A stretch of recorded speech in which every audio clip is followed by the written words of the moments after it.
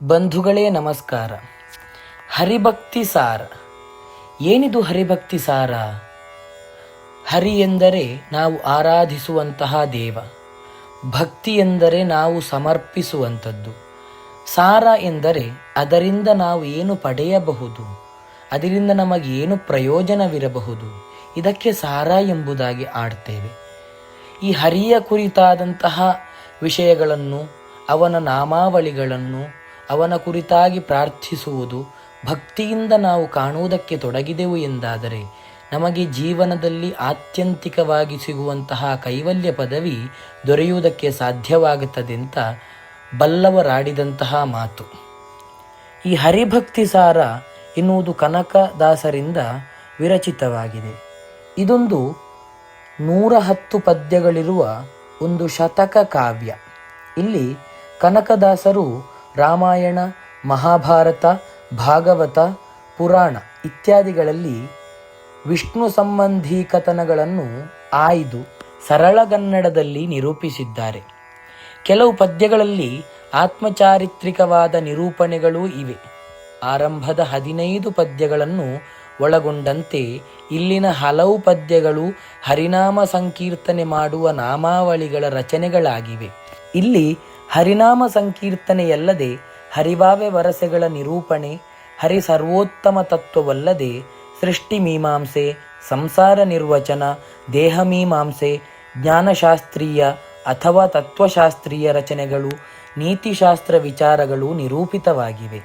ಬಹುಜನ್ಮ ಮುಕ್ತಿ, ಕರ್ಮಫಲ, ಲೀಲೆ, ಮಾಯೆ, ಜಗನ್ನಾಟಕ ಇತ್ಯಾದಿಗಳ ಮಂಡನೆ ಮತ್ತು ಭಾಗವತ ಭಕ್ತಿ, ಬದುಕಿನ ನೀತಿಗಳನ್ನು ಹೇಳುವ ನೀತಿಶಾಸ್ತ್ರ ಎರಡೂ ಆಗಿರುವ ಕೃತಿ ಇದು.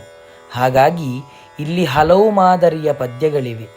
ಈ ಎಲ್ಲ ಮಾದರಿಗಳಲ್ಲಿ ಮುಗ್ಧ ಭಕ್ತರ ಬೆರಗು ಮತ್ತು ನ್ಯಾಯಾನ್ಯಾಯ ವಿವೇಕಗಳನ್ನು ದಾಟಿದ ಹರಿಭಕ್ತಿಯ ಭಾವತೀವ್ರತೆ ವ್ಯಕ್ತವಾಗಿದೆ.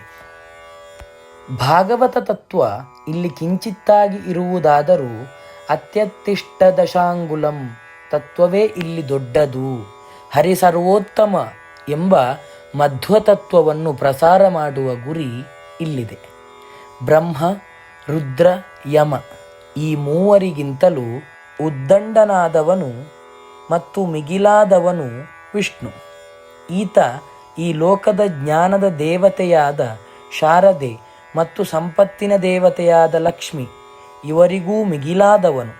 ಹೀಗೆ ಈ ಜಗತ್ತಿನಲ್ಲೆಲ್ಲ ಆತ್ಯಂತಿಕವಾದ ಶಕ್ತಿ ಹೊಂದಿದೆ, ಅದೇ ವಿಷ್ಣು ಎಂಬ ನಂಬಿಕೆಯನ್ನು ಗಟ್ಟಿಗೊಳಿಸುವ ಕೆಲಸವನ್ನು ಹರಿಭಕ್ತಿ ಸಾರ ಮಾಡುತ್ತದೆ.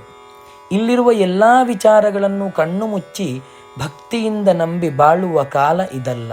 ಆದ್ದರಿಂದ ನಮ್ಮ ಜ್ಞಾನ ರಚನೆಯ ಸಾಧ್ಯತೆಗಳನ್ನು ಅವಲೋಕಿಸಿಕೊಳ್ಳಲು ಬಳಸಬಹುದಾದ ಒಂದು ಪಠ್ಯವಾಗಿ ನಾವಿಂದು ಇದನ್ನು ಪರಿಶೀಲಿಸಬಹುದಾಗಿದೆ. ಇಲ್ಲಿ ಕವಿತ್ವ ಅಲ್ಲಲ್ಲಿ ಬೆಳಗಿದೆ. ಕೆಲವು ಉಪಮೆಗಳು, ರೂಪಕಗಳ ಬಳಕೆಯಲ್ಲಿ ಮತ್ತು ಪ್ರಾಸ, ನಾದ, ಲಯ, ಭಾವ ತೀವ್ರವಾದ ನುಡಿ, ನುಡಿಗಟ್ಟುಗಳ ಬಳಕೆ ಹಾಗೂ ಗೇಯ, ಚೌಕಟ್ಟು ಇವೆಲ್ಲಗಳ ದೃಷ್ಟಿಯಿಂದ ಇದೊಂದು ಅಭ್ಯಾಸಯೋಗ್ಯವಾದ ಕೃತಿ. ನೀತಿಶಾಸ್ತ್ರವನ್ನೇ ಆಧರಿಸಿ ನಿರೂಪಣೆಗೊಂಡಂತಹ ಈ ಕನಕದಾಸರ ಕೃತಿಯಲ್ಲಿ ನೀತಿ ಕೋವಿದರು ಇದನ್ನು ಆಲಿಸುವುದು ಎಂದು ಹೇಳಿದ್ದಾರೆ.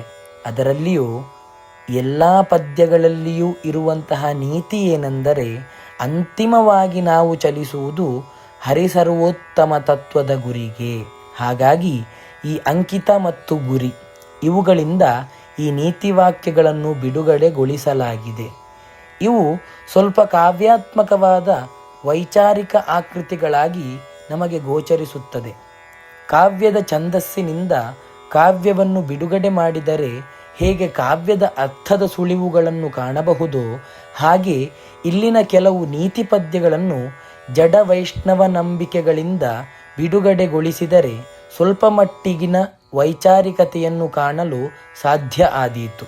ಅವರವರ ಭಾವಕ್ಕೆ ಅವರವರ ಭಕುತಿಗೆ ಎನ್ನುವಂತಹ ಮೂಲ ತತ್ವವನ್ನೇ ಆಧರಿಸಿ ಈ ಪಠ್ಯವನ್ನು ನಾವು ಓದೋಣ. ಈಗಾಗಲೇ ನಮ್ಮಲ್ಲಿ ಐಕ್ಯನಾದಂತಹ ಭಗವಂತನ ಕುರಿತಾಗಿ ಧ್ಯಾನಿಸೋಣ. ಅವ್ಯಕ್ತನಾದಂತಹ ಆತನನ್ನು ನಮ್ಮ ಮನಸ್ಸಿನ ಒಳಗೆಯೇ ವ್ಯಕ್ತಗೊಳಿಸೋಣ. ಒಂದು ತಾತ್ವಿಕತೆ ಉಳ್ಳ ಸಮಗ್ರವಾದ ಆಲೋಚನೆಯಿಂದ ಮುಂದುವರಿದು ನಮ್ಮ ಜೀವನವನ್ನು ಪಾವನಗೊಳಿಸೋಣ. ನಮಸ್ಕಾರ.